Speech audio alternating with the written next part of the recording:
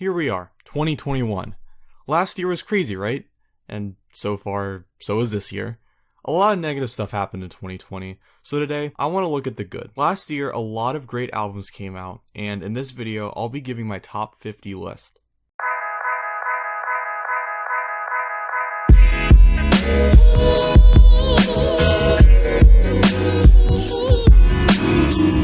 These albums were my favorites to listen to, were the highest quality, and helped make me feel things in a tough year.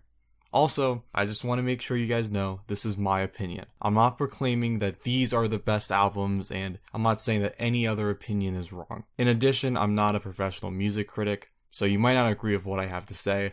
Well, I mean, I feel like you probably won't agree, but hey, it's all good. And if you want to comment below your top 50 list or top 25 or whatever, go ahead and see how ours match up. Before I get into the list, I want to name 5 honorable mentions. First, we have Purple Moonlight Pages by Rap Ferreira. Ferreira, who you might know more by his old alias Milo, comes with a lyrically impressive set of tracks. Shout out to Code Orange with Underneath, a metal album that switches between pleasant and absolutely violent at the drop of a hat. R&B singer Brandy makes a return with B7, which is a luscious and sensual project. None by Guppy is a set of bangers following this current wave of hyperpop. Finally, a great display of abstract hip-hop from Chicago MC Serengeti on KDxMPC. All of these projects were great, and I would implore you to go check them out. But let's go on with the actual list. I'm going to kind of speed through the first half, and I'll spend more time talking about the projects as we get near the halfway mark. At number 50, we have Jessie by singer and producer Mixed Matches, who on this album does a great job using melody and songwriting to bring out emotion and tell a story of loss and love. LA alt-rock band Moaning has the number 49 spot with their second album Uneasy Laughter, in which Sean Solomon and the gang take an introspective look at themselves. The first 2 tracks being one of the strongest starts to any project this year. Polo G takes the number 48 spot with The Goat. Naming your second album The Goat the same year you turn 21 is a bold claim, but Polo G provides us with hard-hitting bangers and in-depth looks into the lives of people living in the hood. Hey, if the last track can make I'm Dante cry, you know it's a good album. Number 47 goes to Draining Love Story by Australian producer Sewerslvt. They have become one of my favorite new artists due to their glitchy and experimental drum and bass. In fact, we might see them later on during this list. Full Circle by Brooklyn rapper Medhane lands at number 46. Medhane showing us that the phrase short but sweet is true on this very brief project. Mixed Matches makes another appearance on the list at number 45 with Opium, and as the name would suggest, the album focuses on depression and trauma caused by the drug use and other struggles. Number 44 is Martin Grech's powerful endeavor into art rock with Hush, Mortal Core. Good to see Martin get his career back on track. British musician Moses Boyd delivers his debut album Dark Matter, which takes the number 43 spot. On it, Moses produces beautiful compositions and uses an array of other genres to give it a real kick and groove. Mixed Matches proves himself to be Mr. Consistency as his third album of 2022 makes it on the list at number 42. This is the last album by Mixed Matches to be on this list, so don't worry. Also, he didn't pay me to do any of this. 2 is a compilation of songs that Mixed Matches had released on SoundCloud, and oh boy, they're pretty great. Number 41 shows post-punk band Lie taking on gender roles, politics, and other issues in society in the brutal and entertaining You Want It Real. Subtlety is not in this band's vocabulary, and that is great. Norwegian producer HM Surf takes the number 40 spot with Cocobolo, a great collection of chill and laid-back instrumentals. If you need something pleasant to listen to, I would definitely recommend this release. LA emo band Frat Mouse delivers with their debut Rat Pack at number 39. Rat Pack is both an emotional and funny record, going from the concept of playing Black Ops 2 Zombies with the boys to the chorus on Peach Rings that is so hard not to sing along to. I'm excited to see where the band goes from here. Despite multiple lineup changes, thrash metal band Warbringer comes through with a crushing set of songs on Weapons of Tomorrow, which lands at number 38. John Kevill singing on this is mental, and if you need something to rage to, this is a great option. Number 37 has finished black metal outfit Marrasmielli. Hopefully I pronounced that right, I probably didn't, but delivering an atmospheric look at the genre on their debut project Between Land and Sky. It ranges from truly beautiful moments involving woodwind instruments and the sound of nature to forceful track where the instrumentation and vocals surround you in this deadly wall of sound. Riverside rapper Hook has the number 36 spot with her project Crashed My Car. This album does sound like Hook literally recorded her verses while she was crashing her car. The use of sirens and breaking glass and other story devices such as voicemail make you feel like you are going to crash at any second. Hook's infectious personality and confidence also shines through as women continue to rise up more and more in hip-hop.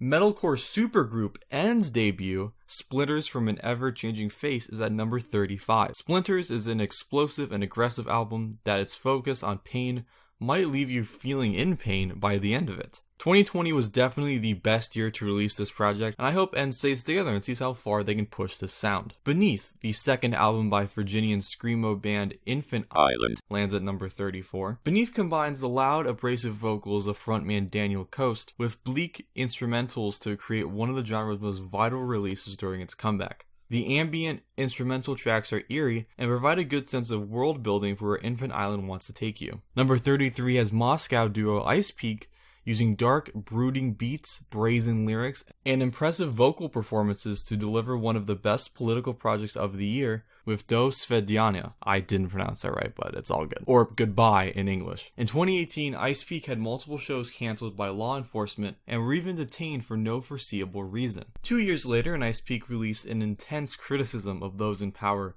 using electronic, hip-hop, and more genres to get their point across. It even has collaborations with American rappers Ghostman and Zilla Kami, and those two are perfect on this album. British rapper J Hus has his sophomore effort Big Conspiracy at number 32. Big Conspiracy showcases J Hus nearly perfecting his Afro swing genre on a set of tracks talking about the issues and dangers that come with being a colored man living in Britain, and his jail time after being arrested in 2018 for carrying a knife. Listening to J Hus tell stories about how he doesn't feel truly at home while living in the UK is heartbreaking. Desire by Desire Marea takes the number 31 spot, a deconstructed club experience that showcases the inner desires of the person and how the contrast between our divine sense and our human needs play into each other. Desire shows how creative one can be by taking a genre of music and flipping it on its head. Yes, I know it's not number 1, but number 30 is where Fiona Apple's Fetch the Bolt Cutters ended up on my list. Fetch the Bolt Cutters was acclaimed when it came out, it got 10 out of 10s, and people were calling it a masterpiece. While I disagree, it is still a great piece of work. Being released a month or so after the lockdowns began in the US, the themes of confinement rang loud and clear. In addition, the lyrics on escaping a dark, painful place are beautiful. I'm gonna pronounce this one exactly how it's spelled, mainly just in case YouTube wants to try and demonetize it for some reason. At number 29, we have BXTCH, SLÄP, you know what it is, by Jasmine Infiniti. Being a trans person of color, Jasmine has described her life as hell, and on this album, Jasmine wants to make sure you are in hell right next to her. Jasmine's take on techno, rave, ballroom, club, etc. showcases what it would be like to be at one of New York's LGBT underground clubs as the dance floor descends to madness. At number 28, we have an enigma of an album that is tough to find, let alone explain. It's also got a really long name. Oh Sweet Mother, What Distress We Have Caused by Struggler. Originally released under the Ditchcrawler name, Oh Sweet Mother is an anomaly. It is an uneasy listen as you are transported to this world of machinery, and it feels like you are waiting for something terrible to happen as you hear the grinding of parts and distant voices. Even now, I can't explain everything that happens here. It's just wild. Go listen to it. British actor, rapper, and activist Riz Ahmed delivers a conceptually dense record at the number 27 spot with The Long Goodbye. Riz tells the story of a toxic relationship that is at its breaking point, and using that as a metaphor for Britain's relationship with immigrants from South Asia, especially those with brown skin. Riz is a very skilled rapper, and you can feel the pain and passion he is experiencing whether he speaks or via the skits.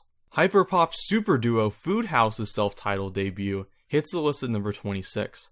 After the success of the song Those Moser on Guppy's album None, he and Fraxium worked together to create one of the best hyperpop releases of the year. It is a total fever dream that will overload your senses, and ends on one of the best 3-track runs on any album this year. I'm not going to spoil it, but the intros of Pharmacy and Metal are some of the most chaotic things I've ever heard in music. Now that we are at the halfway point, I'll go a bit more in depth, and look who's back. It's Sewerslvt with The World Is Fivict. Y'all know I don't want to get demonetized, y'all know the struggle. At number 25. Man, Sewerslvt is just really good. Like, they're dope, man. They're they're good. Their ability to use samples and drum beats to create some of the most engaging, intense, manic songs. It feels like I've entered into the world of Sewerslvt, and their projects are the soundtrack. The instruments used around the drums are perfectly picked, and the attention to detail on tracks here is amazing. If you want to dance, but also feel like the world around you is melting away, Sewerslvt is the artist for you. Number 24 is No Dream by Jeff Rosenstock. Jeff comes through with his most intense project to date, delivering his politically charged and self-reflective lyrics. Jeff paints a picture of this dystopian society that we live in through an apathetic worldview. If you've listened to previous Jeff projects, you know what to expect. He has spent the last decade dropping powerful punk music with a deep message. But on the final moments of this record, Jeff opens up and we get to see the man behind the music in a rare moment of heart pouring.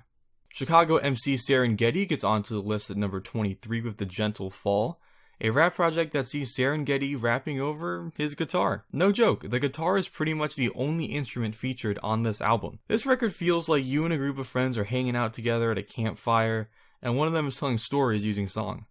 Serengeti's witty humor and impressive storytelling are on full display on one of his closest and most personal works yet. Grey by the eclectic Moses Sumney is at number 22. Originally released as 2 separate EPs, Grey shows Moses tackling multiple different genres as he describes how one should feel about themselves, even the pieces of you that you're not happy with. Going in depth about the loneliness one can feel by searching for these problems and trying to purposely find out what's wrong with them.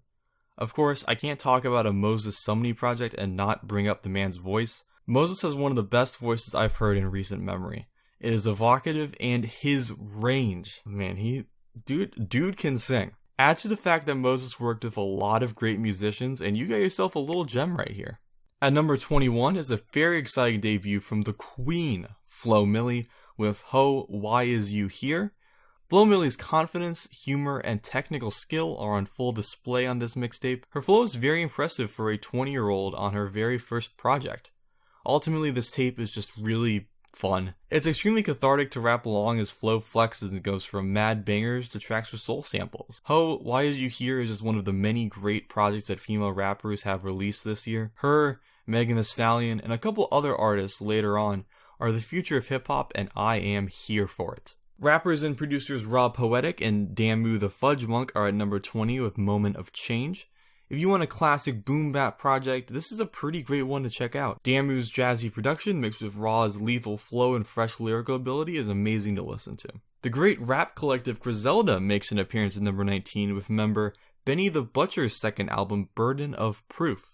Wow, is all I can simply say. Benny's in-your-face style of rap combined with production from Hit Boy leads to one of the toughest, meanest, and engaging projects of the year. You can feel Benny's presence on the mic. On some tracks it seems like you're standing right next to him as he either cuts the deal or he's directly giving you advice on how to make it out of any tough situation. Griselda has been on an amazing hot streak, and after a prolific 2020, Burden of Proof was a great way to cap it off. Number 18 is Sacramento rapper Shooter Gang Coney's Red Paint Reverend. Coney is young, only 21, but just by reading his lyrics, you might assume he's lived multiple lives.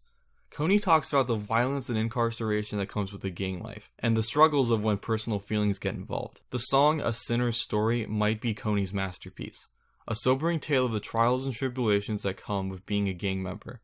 Coney knows that this lifestyle is not morally acceptable, but he needs to commit crimes, harm other people, etc. just to survive. Later on, Coney talks about when friends betray you, and if he is able to take their lives if he needs to. It's a deeply personal cut, and even now I still get a little choked up when I listen to it. On tracks where Coney doesn't discuss these topics, you know he drops true blue bangers.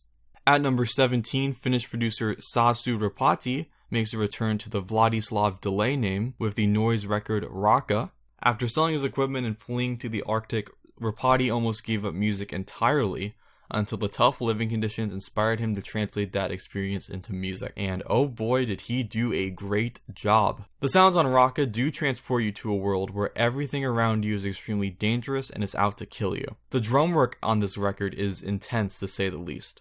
It is a punishing listen, but once you finish it, you realize how rewarding it is. In today's world where you can't really go out and travel, well, you shouldn't be, Raka is a great way to get out of the daily routine and become immersed into a whole new environment. Okay, maybe I should have planned something for an artist to drop multiple releases, because at number 16 we have our old friend Sewerslvt with Sewer //Slut. Sewer/Slut is a reworking of an EP Sewerslvt released back in 2018. This features Sewerslvt going to a more atmospheric and ethereal take on their drum and bass sound. We also see them experimenting with vocal snippets and different instruments throughout the project. What we get here that separates this from the previous albums on this list is how much weight is carried on these songs. Although these are instrumentals, I feel like I'm visually watching a story play out, although I'm not sure what I am watching. Because of the chaotic vibes the drums emanate, it warps my view, and that is great. Trying to piece together the puzzle that is Sewer/Slut is a tough but worth it experience. Pop icon Ariana Grande's album Positions is at number 15. I was shocked to see a good amount of people have mixed feelings on it. Sure, it's not as good as her previous records, but it still has some great moments on it. Ariana's confidence and impressive vocal range can always lead to absolute bangers, and the glimmery production leads to some flirty moments as well. It's refreshing to hear a pop artist make a sound that is so obviously them. When you hear an Ariana song, you know it's an Ariana song. While it does feel like Ari is taking a step back and not going as hard as previous albums, it is nice to have a more chill, slow collection of songs. And you know her winning streak isn't going to stop anytime soon. LA band Spanish Love Songs is at number 14 with their album Brave Faces Everyone. On this record, Dylan Slocum and the gang take on the feelings of uneasiness that comes with not knowing the future ahead. Viewing this from the eyes of many people living paycheck to paycheck, those who are pretty well off, people who are homeless, etc.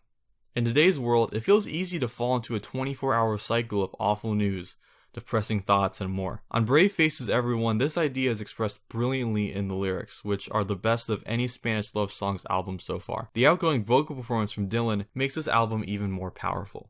The Death of Me by Australian metalcore band Polaris lands at number 13. With the album name and tracks like Hypermania, Masochist, All of This Is Fleeting, and Descent, it's safe to see what the main themes of this record are. The Death of Me provides a bleak, nihilistic view on life through a myriad of different emotions. Agony, guilt, anxiety, remorse, and more are all felt by the instrumentals and by the performance put on by vocalist Jamie Hales. This album and the last one are both fairly similar, but The Death of Me takes the darkness and dials it up to 11. This album sounds like when someone truly naive and innocent to the problems in the world is suddenly and personally exposed to them all, and that sense of hope disappears completely and is filled with existential dread. At number 12, French musician Gautier Serre, I hopefully pronounced that right, takes his project Igor to a blend of avant-garde metal and breakcore on the new album Spirituality and Distortion.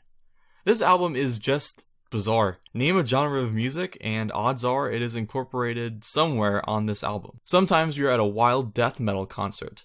Other times you're at the opera, and sometimes we're at the club. Moments where it sounds like we are pirates riding the high seas suddenly have a techno breakdown with only what I can guess is a mandolin? Despite all of these differing sounds and styles, they are never at odds with each other. Each fusion makes sense, and the more out there they are, the better. UK producer Sega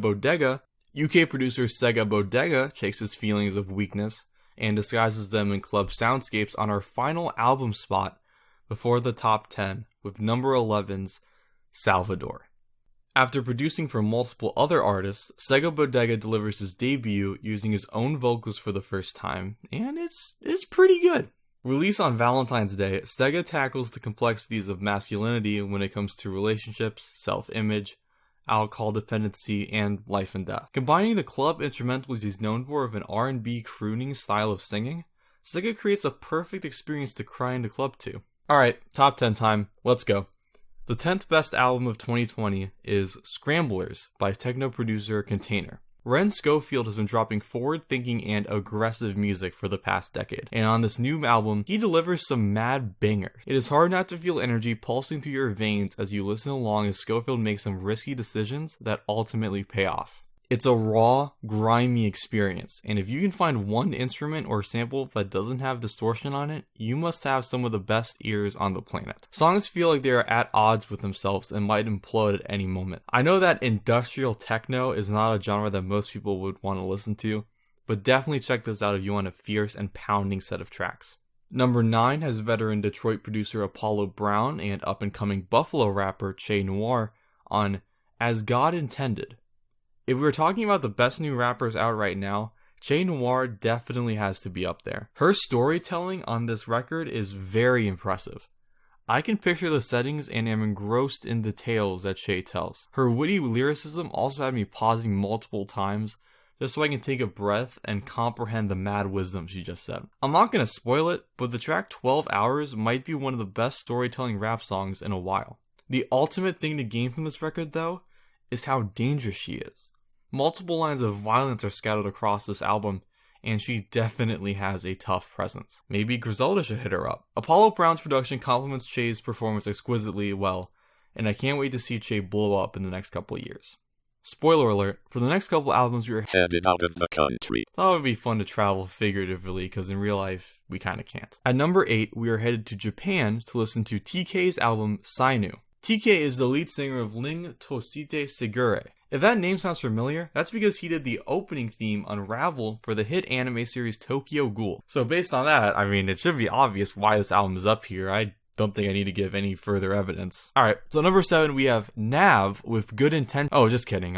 I'll talk about it. The first half of Sainu features TK performing with the same intensity and passion he always has. Rockin' instrumentals and powerful vocal runs are present here. And though I don't speak Japanese, as you can obviously tell, I'm assuming the lyrics are great as well. The second half of the album has TK taking a more melodic approach. I'm assuming that some songs here are a bit more romantic, but I still don't speak Japanese, so don't quote me on that. And ultimately, this is a very fun record to jam out to or chill and relax to. Yeah, don't worry. Number 7 isn't Nav's Good Intentions. It's actually Brown Boy No, I'm just kidding. It's actually 2000 and Forever by UK rapper Bree Runway. So, yeah, Bree Runway is my favorite new artist out of Britain. On 2000 and Forever, Bree gives us one of the most fun, bouncy, confident projects of the year. Seriously, listening to this, you can't help but feel like you want to go hard and that you are an absolute queen. The production is energetic, and lyrically there are so many quotables, you know my Insta is always ready. But the real reason why this mixtape is so great is because of Bree herself. She is truly a pop star, and listening to her rap is amazing because of the aura coming from her. I've already brought up the confidence, but she sounds so sure of herself and just so cool. This energy also rubs off on the features. I feel like I'm listening to the cool girls at the lunch table, and that's great. Number 6, we have a project from one of the most consistent rappers and one of the most consistent producers right now. It's Unlocked by Denzel Curry and Kenny Beats. An interesting fact about myself is that my favorite album of all time is Mad Villainy by MF Doom and Madlib. Quick RIP to the GOAT, all caps when you spell the man name. So when I heard this project for the first time, I instantly saw the parallel. Unlocked is like the wild little brother to Mad Villainy. The production from Kenny is very creative, and the samples used throughout give this project a special spark. Denzel raps with an intensity that sounds like this might be his last project, but makes sure to deliver some of his funniest lines. Despite all of this, Unlocked sounds like Kenny and Denzel just made it over the weekend while they were hanging out. That's where the charm of this tape comes from. Denzel and Kenny had the freedom to do whatever they wanted, and they definitely took advantage about that. There wasn't any need to worry about what could get streams or radio play or chart positions. It's just two great artists teaming up to drop great music. Next up, toxic masculinity and the I word culture. I know Twitch banned it, I'm not too sure about YouTube, but hey, let's play it safe. Is destroyed at our number 5 spot with Dorian Electra's second album, My Agenda. Wow, this is a lot to take in all at once. Dorian has been dropping music over the past couple of years, challenging gender and sexuality stereotypes / roles, and on this record, they go all in. My Agenda gives a view of the world from both an LGBT person and an anti-LGBT person. In this universe, LGBT people have taken over the world, and right-wing conspiracy theorists have to live with that. Dorian parodies creepy, straight subcultures found online in hilarious ways. The dual single, Gentleman and Milady, are great examples of that. Sonically, this album is insane. Sometimes a dubstep breakdown just happens with the bass dropping and everything. Gregorian chants also come out of nowhere, and sometimes Dorian dabbles in Viking metal. No joke. Viking metal. Also, Rebecca Black of Friday fame and the Village People of YMCA fame are on this album. How? Why? What? My Agenda, it's really an experience, man. One that you should definitely check out.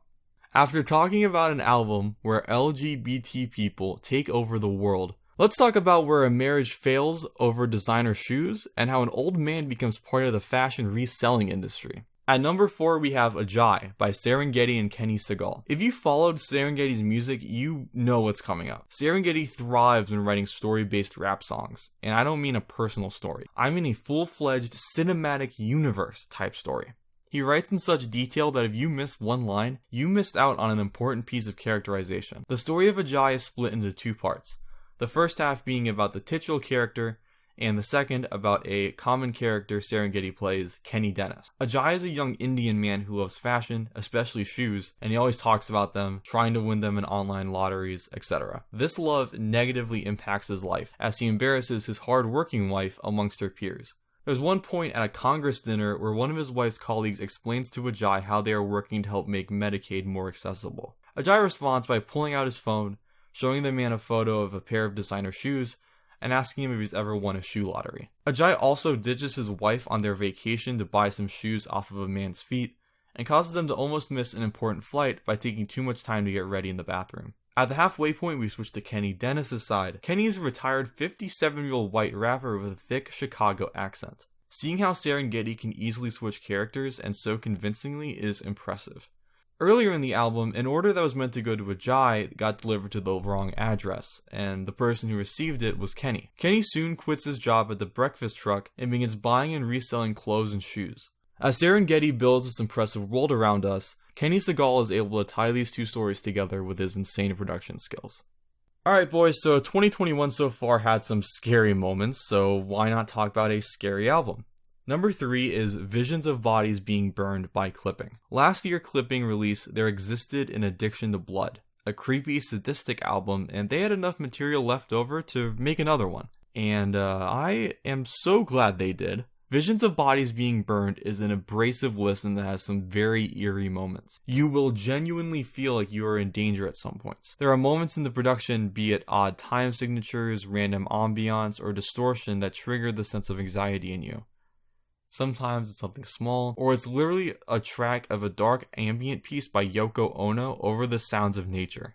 Daveed Diggs' acting ability also comes into play in a major way on this album. Diggs sometimes plays the character of a killer or the narrator of a horror film, and he does a great job. And when he raps, it sounds like he doesn't even break a sweat when he defies the laws of physics.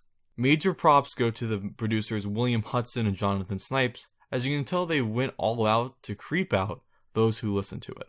An extremely important thing for me when considering what albums are the best of the year is how they make me feel. If an album truly connects with me to the point where I'm feeling an overwhelming sense of emotion, then it has to be one of my favorites. And that's why Hether, Blether by Erland Cooper is at number 2. First, let me give some backstory. This is the final album in a trilogy based on the islands in Scotland where Erland grew up. This album focuses on the people and the land that makes up the islands, and it absolutely nails it. Listening to this album feels like you are exploring a small town and meeting all of the kind-hearted people within it. You walk by the farms, wave hi to the farmers and animals, pass by a group of children and play ball with them, go down to the bar for a drink and hang with the townspeople laughing the day away, then go along and walk the shores at night. Each instrument and vocal utilized on this album are perfect in communicating this feeling. And during a time where we feel more apart, distant, and divided than ever, this album is a great way to experience what it's like to have that sense of closeness. However, if I had to single out one part of the album that makes it great, it's the strings. No joke, hearing the strings on the opening song made me stop in my tracks and just sit in awe. By the second track, I was almost crying. Erland has made an album that knocks you down and you can't help but just sit in silence and absorb everything that's going on. It is a truly brilliant record that brings out the deepest emotions, especially during how rough these past couple years have been. So, my number 1 pick. Boy, y'all are about to be mad. My number 1 album is a testament as to why publications should wait to put out their best of list until January. The best album of 2020 is Whole Lotta Red by Playboi Carti. Yes, I am serious. Before I explain why, let me read out exactly what I said when I heard the opening of this record. Oh my god, what is happening? Whole Lotta Red is, and I'm not joking, the future of rap music. I've been a Playboi Carti fan for a while now, dating back to his Broke Boy Fetty days, but I really started seeing his potential when Die Lit came out. After hearing the production and the lyrics, and especially the vocal performance, I knew Carti had some serious ability to drop an amazing, forward-thinking album. I was fine with him taking his time dropping Whole Lotta Red because I knew something insane was coming. After seeing his social media posts and how much he changed since the Die-Lit era, I knew we weren't getting something we heard from previous leaks. Whole Lotta Red is a wild album to achieve this much mainstream success. This is an amazing win for music. So yeah, take that all you Whole Lotta Skips people. Aw, sorry you aren't happy Can't Coon or Molly wasn't on this record. It probably would have been if y'all didn't leak it. Sorry that Cardi's vocals can sometimes hurt your whittle ears. Aw, sorry you never held as a child. But in all seriousness, what is this? It's just so chaotic. 24 tracks does sound like a lot, but all of them are great and are necessary on this album, as they show the evolution of Cardi as an artist. This blend of trap and punk is done perfectly. And of course, Cardi's vocals are the best of his career so far. You can tell he truly feels comfortable to just let loose and go off in the booth. And judging by his Insta posts, he's finally comfortable to just be himself. Going through past Cardi songs and records, you can sense that this Cardi has been hiding this whole time, and now he's out, and it's great. There's really no one else doing what Cardi has done on Whole Lotta Red. This intense vocal delivery with otherworldly production is exactly what rap needed. Rap needed someone to come in and deliver this real rockstar sound mixed with extremely experimental ideas. I don't know where Cardi goes from here, but it will be extremely exciting to see what he does next. So yeah, that was my top 50 albums of 2020. I hope you enjoyed the list. If you want to comment your own list below. If you enjoyed the video, like and subscribe. It helps me out a lot. You can unsubscribe anytime if you don't like the rest of my content. And yeah, hopefully 2021 has a lot of great albums too. Thanks for watching.